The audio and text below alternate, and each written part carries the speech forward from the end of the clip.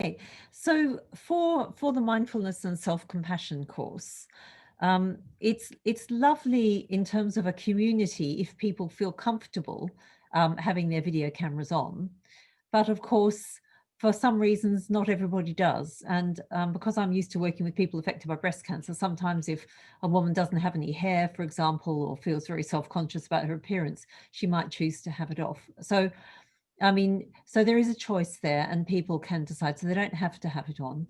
I think the other thing to say about Zoom is that if people are worried about the background of their house or what room is, there is an there is a function on Zoom where you can do a virtual background, so you can choose another background. And I've had people with the Louvre in Paris as their background for the whole course. So if that helps people feel a bit safer, you know, if their house is a bit messy or, you know, I'm happy with, you know, that's another option. So very happy.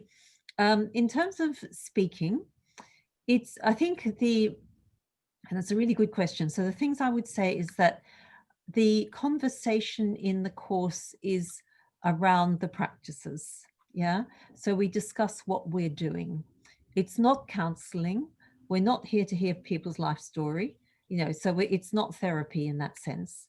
But what it is giving people a chance to practice mindfulness and self-compassion and to share in, you know, when we do things in the class, what that experience is like.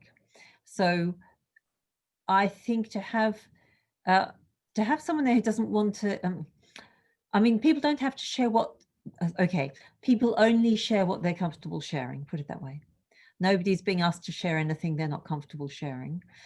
And I think that, you know, it would be nice if they feel comfortable at least sharing a little bit. They don't have to share a huge amount. But it would be nice if they feel comfortable saying a few words. I think to have someone who doesn't share at all, I mean, they can share with me after, you know, if they're not wanting to share in the class, it's difficult for them.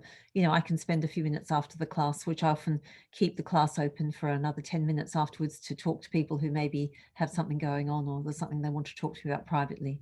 So I can do it that way. That's another way. But you know, in an ideal world, none of it's ideal, but it's nice if people can participate a little bit. Helps to form the community, I think. That's the other thing.